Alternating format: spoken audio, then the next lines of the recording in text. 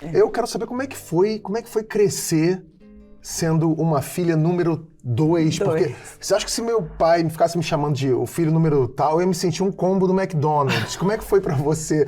Como é que vocês se tratavam? Às vezes, oi, você é número 5, você é número 4. Vocês tinham essa brincadeira entre vocês ou isso nunca aconteceu? Era uma coisa só na TV? Gente, não, mas era porque é muita mulher, né? São 7 mulheres na vida do meu pai, a esposa dele, mais as 6 filhas. Então, a maneira que ele achou de conseguir, porque chegou uma época da vida dele que ele começou a confundir nomes, assim, ele chamava uma de outra e era muita gente. Então, a gente falou, pai, chama a gente por número, porque vai facilitar, né? Número 1, número 2, número 3 e foi até o número 6, assim. E a gente até brincava com a família Von Trapp, né? Da Noviça Rebelde, que eles tinham lá os números e tudo mais. Então facilitou pra ele, pra chamar a gente por números.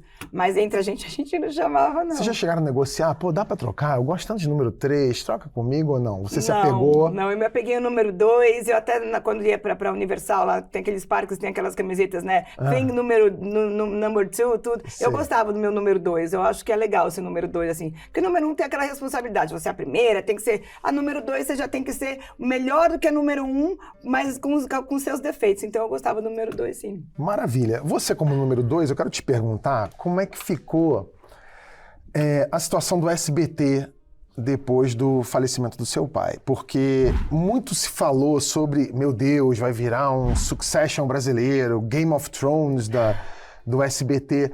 Como é que ficou? Essa poeira já baixou? Como é que tá isso hoje em dia? Eu acho que nunca vai baixar, porque é aquela coisa. Ele era extremamente mesmo, centralizador. De repente, o 1 virou 7, sabe? Aquela multiplicação, né? Os Goonies, assim, a gente molhou a gente, assim... Os Gremlins, né? Os Gremlins, não os Goonies, os Gremlins. E, de repente, assim, 7 cabeças pensantes, 7 pessoas com gênio e personalidade forte, e, assim, cada uma querendo ir para um lado. Já tem também a centralizadora, que já estava há muito tempo, que é a Renata, que é a presidente da holding, que já estava há muito tempo, que a gente nomeou a Renata, que é a número 6, para ser o quê? A gente não está afim de sentar na sua cadeira. Então, agora você foi nomeada para representar nós todas. Agora, de repente, chegaram mais 6. Então, ela que já estava ali, tipo, peraí, agora a gente vai ter que dividir, você vai ter que compartilhar com a gente. Então, a gente está se ajustando ainda para ficar tudo linear. É muito pouco tempo para a gente poder falar assim, não, agora está tudo já ajustado. Eu acho que é uma coisa que vai levar muito tempo ainda até realmente a gente chegar no topo da cadeia alimentar, que é onde ele estava, sabe? Sim. Então ainda a gente está se ajustando, muitas reuniões, muita coisa ainda para acontecer, muitos ajustes, muita coisa ainda deu certo, não deu, faz aqui, faz ali, mas a gente está todo mundo assim. Tem as duas que são a cabeça, que é a Daniela e a Renata, e a gente fazendo o background dela. Tá, mas como é que fica o SBT nesse processo? É possível dizer que o SBT segue firme, independentemente desse jogo de bastidores? Segue, a gente não pensa em vender nenhuma das empresas, a gente não pensa em vender. A Daniela ainda está aí, né? Faz aqui, faz. A gente está dando esse suporte para ela, porque é importante. Porque antes, por mais que tivesse a Daniela, a Renata, a gente, não sei o quê, tinha um centro, tinha um centralizador, tinha um imperador dessa história toda, né? Tinha um rei. E agora, de repente, viraram 7 rainhas. Então, a gente está dando todo esse suporte para Daniela também, para ela conseguir fazer os ajustes certos. Vai bater cabeça? Vai. Como ele também batia cabeça. Como todo mundo sempre falou, Silvio Santos mexendo na programação, e era o brinquedinho dele. Agora tem uma única pessoa ali com um brinquedo que era do Silvio por milhões de anos. Então, a gente está ainda fazendo os ajustes com ela, ajudando ela, e a gente tem certeza que uma hora vai dar certo. Isso acontece só no SBT, essa coisa das 7 rainhas e tal? Ou isso vai em todos os negócios da família? Da holding. A holding em si. Tem a Cisam, que são os empreendimentos imobiliários, tem o SBT, que é a televisão, tem a Jequiti, que é a empresa de cosméticos, e tem a liderança, que é Carnê, Baú, enfim, todas essas coisas que sempre foram. A gente está sempre ali. Tem os comitês todos, e tem o comitê das acionistas, que é onde a gente senta ali, a gente se mata, a gente se ama, mas a gente tem que resolver tudo de uma vez só, num comitê desses aí, que são 6, 7 horas de reunião, que é onde todas as são 6, na verdade, rainhas, que minha mãe não tem participado muito, né, a Iris. Mas a gente decide tudo nesses comitês, que são das acionistas, uma vez por mês, onde a gente pega todo o apanhado de todas as empresas e resolve ali. Dá muito trabalho ser rica? Dá muito trabalho ser rica. Olha, quando você tem cabeça de pessoa... Porque eu fui criada pelo meu pai. Meu pai é uma das pessoas mais humildes que eu já conheci na minha vida. Então, quando você é rica, criada por uma pessoa que não tem cabeça de pessoa rica, então fica mais fácil. Você aprende a ter que lutar pelo seu direito, pelo seu dinheiro. Você aprende a ter que lidar com todo aquele montante. Então, desde pequena, ele me ensinou minhas irmãs também, a termos, mas aprendermos a ter e a sermos ricas, entende? Então, você é uma rica com a cabeça de pessoa do país que você vive. E imagino que 6 irmãs, vocês são muito diferentes umas das outras, personalidades muito diferentes. Tem aquela que tá assim, ai gente, resolve aí, eu não quero me envolver com isso. A Rebeca. A Rebeca, ela não gosta muito, não é que a Rebeca ela não tá nem aí, ela chega pra resolver a vida, mas ela não quer pegar os problemas pra ela não quer ser aquela Renata que a gente escolheu a Renata pra sentar na cadeira mais, desculpa a palavra que eu vou usar, mas a pior cadeira, porque é a cadeira da holding, responsabilidade, da responsabilidade total.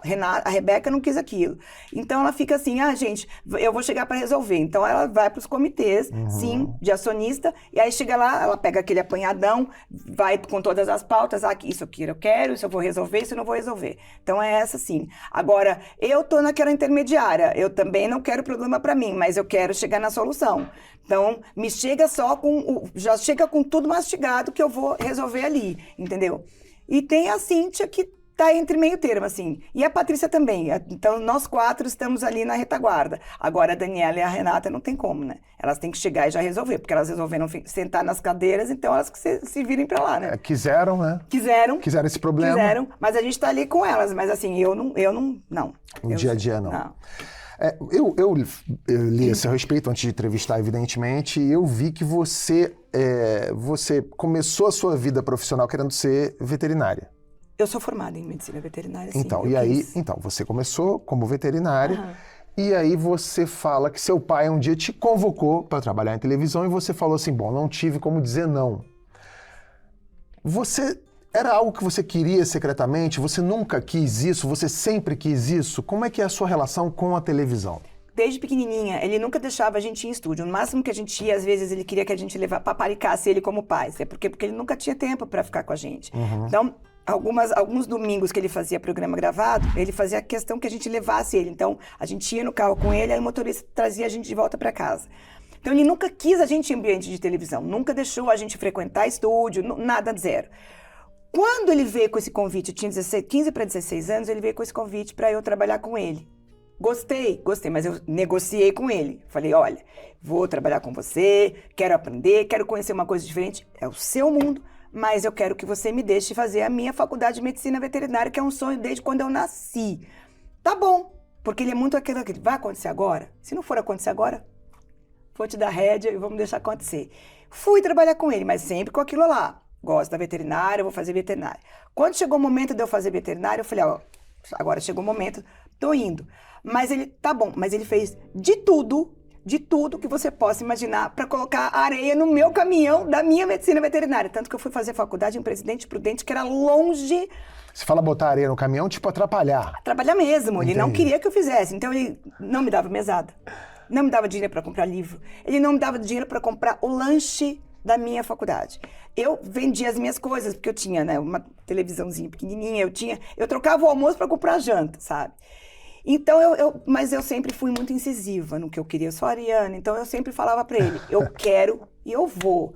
Por mais que ele estivesse lá degladiando, fazendo com que aquilo não fosse acontecer, eu batia de frente com ele, batia de corajosa, tá? Porque ele que pagava minha faculdade. Falava, não, eu vou. Não, eu vou, não, eu vou. E aí eu bati de frente com ele, consegui me formar, me formei, aí eu descobri o problema da minha filha, que tem uma filha especial, Sim. E aí eu me dediquei por ela 3 anos. O dia que ele chegou, ele falou, vamos jantar comigo. Eu falei, hoje é o dia D. Jantando, ele falou assim, bom, agora a gente vai conversar. Eu falei, é agora o momento D. Ele falou, você já fez a sua faculdade, você já brincou da sua disso. Filha. Eu nem cheguei a exercer a profissão. Cuidou da sua filha. Porque logo que eu me formei, eu descobri o problema da minha filha. Ele falou, agora é a hora de você voltar pra televisão. Voltei, nunca mais eu saí. E aí você foi picada pelo bichinho da televisão, imagina. Fui. E o que você gosta mais? Você gosta mais de apresentar, dirigir? Eu gosto de apresentar desde que eu também dirija. Tô com o meu diretor aqui, desde que eu também dirija. Por quê? Porque eu não gosto de nada mastigado. Eu não gosto que você chegue pra mim e me entregue a pauta e fale, é isso que tem. Eu gosto de participar, eu gosto de dar os meus pitacos, eu gosto de falar de luz, eu gosto de falar de cenário, eu gosto de falar de tudo, porque eu aprendi a trabalhar assim com ele. Ele era o centralizador até na hora de dirigir. Então, aquela coisa, ele estava dirigindo, ele estava apresentando, ele estava vendo o cenário, tudo, então eu aprendi a fazer isso. Mas eu delego funções, mas ao mesmo tempo quero estar ali, ó, dando o meu toque final. Então, é curioso, Então eu né, acho que é apresentar. Você falou que para as decisões das empresas, você prefere que as coisas venham mastigadas. Para apresentar e dirigir, você gosta de participar de todo o processo. Sim. Você aprendeu com seu pai a ser mais centralizadora. Mas eu tenho uma pergunta para você, que é a seguinte. Como é que foi dirigir o Silvio? Porque você dirigiu o seu pai e você está me dizendo aqui, em outras palavras, que ele era indirigível, né? Ou que nem você, muito centralizador. Como é que o que faz um diretor para dirigir alguém como o Silvio Santos ou para dirigir alguém como você? Quando você tinha bons argumentos, o Silvio Santos era negociável. Então, eu aprendi a ter bons argumentos. Então, eu falava, você me colocou aqui na função de te dirigir, certo? Você é uma pessoa indirigível, como você falou. Só que você vai ter que me dar e respeitar o meu profissional. Você vai ter que respeitar a maneira como eu vou te dirigir. Então, era assim. Eu deixava ele ir até certo ponto. Quando eu via que estava atrapalhando o ponto aonde ele ia ultrapassar, que ia chegar em mim, eu falava, não, peraí, não é assim, é assado.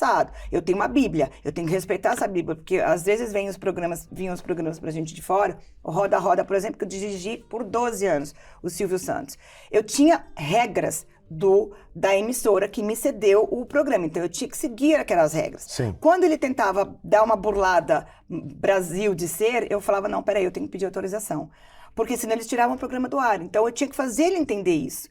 Então, às vezes, eu deixava ele dar aquela ultrapassada, deixar fazer o jeitinho que ele queria, mas eu falava, não, isso não pode, seu Silvio. Aí ele voltava atrás e retrocedia. Você tratava ele como seu Silvio? Seu Silvio. Que foi a maneira que eu separei a profissional da filha. Porque isso começou a atrapalhar muito a gente também. Que ele me tratava como filha na frente de profissional. Misturava. Eu comecei a pegar um certo ódio do meu pai, assim, até Deus me perdoe, porque, gente, ele era muito... Ele me tratava como filha, onde ele tinha que respeitar meu profissional. Se ele me colocou ali para ser diretor, ou para ser... diretora dele. Produtora, diretor. Então, ele que respeitasse o meu profissional como ele respeitava de todo mundo. Então, eu comecei a chamar ele de seu Silvio, para ele saber, não, aqui quem tá é a minha diretora, é a minha funcionária. Porque eu queria que eu obriguei ele a me tratar como funcionário da porta para dentro do SBT, para separar essa coisa de filha, bronca você me dá das 6 horas da tarde em diante em casa, e aqui você vai me tratar como funcionário, como todo mundo. É meio delicado isso, né? Porque você é filha dele até chegar no estúdio. Chega no estúdio, você vira produtora ou diretora e ele Eu era filha dele até chegar no SBT.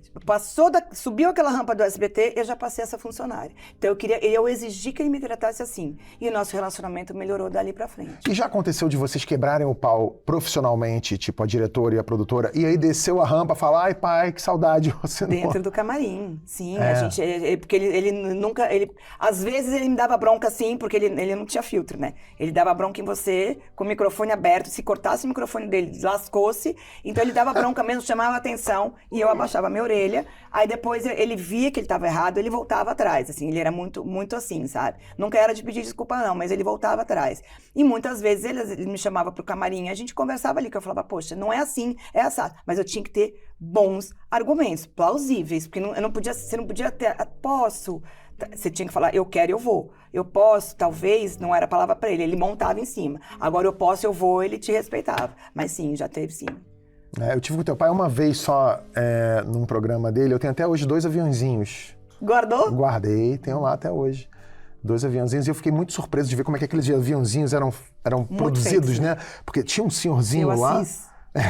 E ele fazia gaivotinha e botava um durex. Eu tenho 2 até hoje. Pra ficar, a aerodinâmica dele ficar boa pra ele poder voar, né? Nossa, impressionante. Estão lá até hoje, lá na minha estante. E ele tinha vários aqui no bolso. Tinha, né? Um monte,